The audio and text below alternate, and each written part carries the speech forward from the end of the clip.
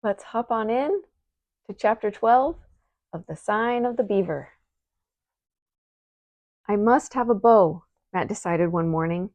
He was envious of the bow Atian often carried behind his shoulder and of the blunt arrows he tucked into his belt. Only the day before, Matt had watched him swing it suddenly into position and bring down a flying duck. Atian had picked up the dead bird carefully and carried it away with him. No doubt the Indians would find some use for every scrap of bone and feather. Matt knew by now that Atian never shot anything just for the fun of it. With a bow and a little practice, Matt thought now he might get a duck for himself. It would be a fine change from his usual fish. He had no doubt he could shoot with a bow. In fact, he had made them years ago back in Quincy. He and his friends had played at Indians, stalking each other through the woods and whooping out from behind trees. They had even practiced, half earnestly, at shooting at a target. How could he have known that someday he would have need of such a skill? He cut a straight branch, notched it at either end, and stretched tight a bit of string his father had left. Arrows he whittled out of slender twigs, but something was definitely wrong. His arrows wobbled off in odd directions, or flopped on the ground a few feet away. He was chagrined when next morning Atian came walking out of the woods and surprised him at his practice.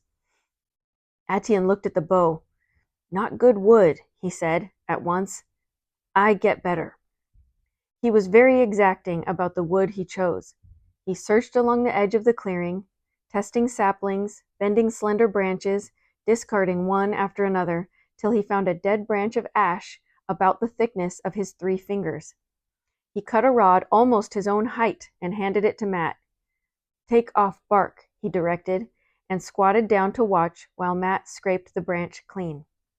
Then, taking it in his hands again, he marked off several inches in the center where Matt's hand would grip the bow. "Cut off wood here," he said, running his hand from center to ends. "Make small, like this." He held up one slim finger. Matt set to work too hastily. "Slow," Atian warned him. "Knife take off wood too fast. Indian use stone." Under the Indian's critical eye, Matt shaved down the branch, paring off the thinnest possible shavings. The slow work took all his patience.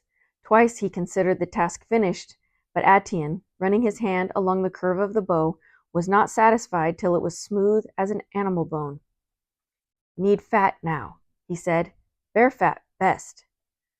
"Will this do?" Matt asked, bringing out a bowl of fish stew he had left cooling on the table.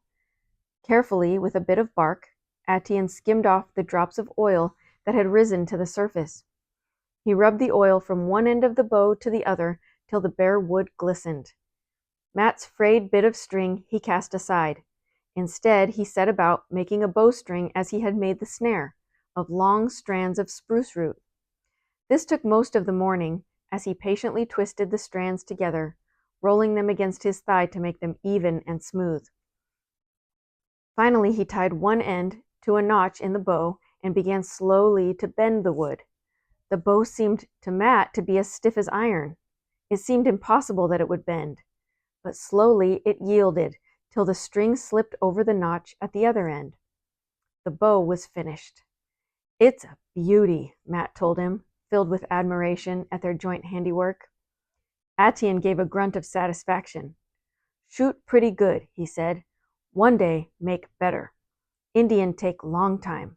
Leave wood many days till ready." Before he left, Atian cut off 4 slender shoots of birchwood. "Best for arrow," he explained, marking off with his hands a length of about 2 feet. He left Matt to do the whittling for himself. Matt was delighted with the bow, but shooting it was another matter. It was not in the least like the flimsy thing he had first created. It took all his strength to draw back the string. When he released his arrow, it flew with astonishing power off somewhere into the underbrush, anywhere but where he had aimed it. As fast as he could make new arrows, he lost them, but he was determined.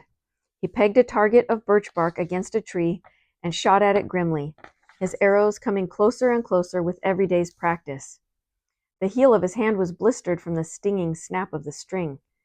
Atian did not offer him any further advice, but when the root string began to fray, He brought with him one day a fine bowstring of twisted animal sinew, which would last for a long time. Using the new string, Matt could frequently nick the edge of his target. Soon, he promised himself, the squirrels would have more respect than to frisk about so boldly over his head.